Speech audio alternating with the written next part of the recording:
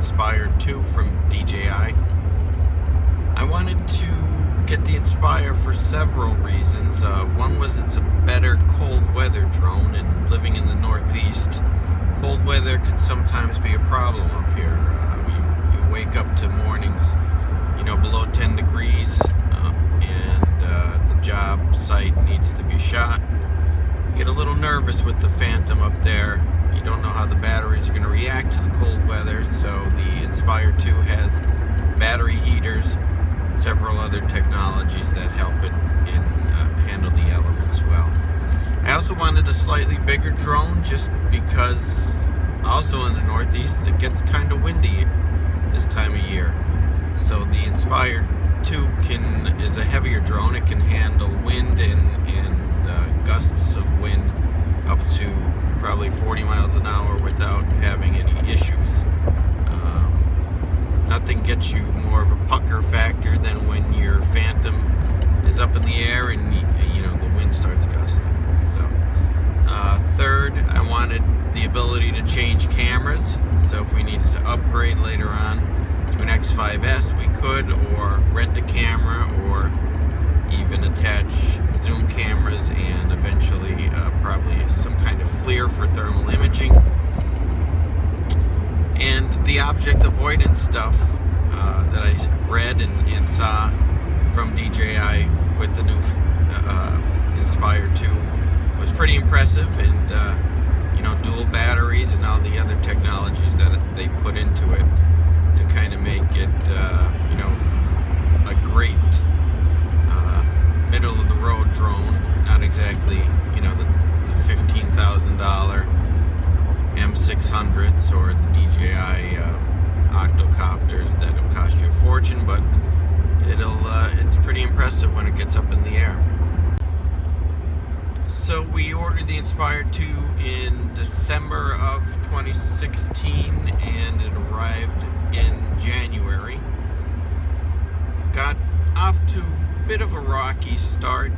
The first Inspire that we received would not make a steady and stable connection with the remote control. So you would be flying it for about 5 minutes. It would all of a sudden disconnect, return to home and land, which was kind of scary.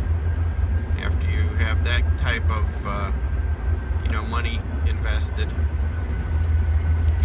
you don't want that to happen.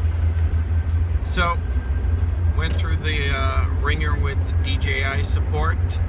Finally, after about 2 weeks, we had it analyzed, and they determined it was a problem. It was all under warranty.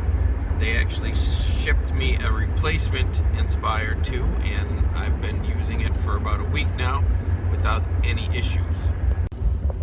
I haven't tried out every feature of the Inspire yet, but I have tried out the spotlight feature, which I like a lot. You can kind of highlight the subject and the drone's camera, in this case the X4S, stays focused on the subject that you've highlighted and while you fly the drone, so you can get some pretty cool shots with that. Another thing I really like about the Inspire 2 is its ability to fly low and fast, near to the ground. The object avoidance and the sensors on the Inspire 2, they really shine low to the ground.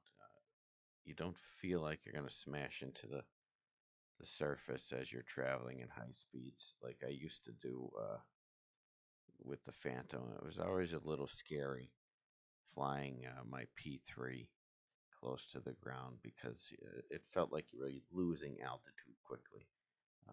The Inspire 2 is a completely different story. The other feature I've been testing out is tripod mode, which allows you to get some nice, steady, slow shots. So panoramics would be what you would use this for, or nice, dramatic, slow, steady, cinematic shots. In other words, the drone is supposed to be, sitting on a tripod. As far as range goes, I think I've gotten it to about 3,200 feet away. Started to see some dissipation with signal, but nothing too dramatic, maybe 1 bar. So we'll see in the future how far we can get. But, quite honestly, when you get that far away, it's hard to see the drone. You don't know what you're doing or where you are, and it's really not that safe. So 3,200 feet away is pretty acceptable to me. Um, I plan on doing some more testing in the coming days, and I'll report back my findings. So far, so good.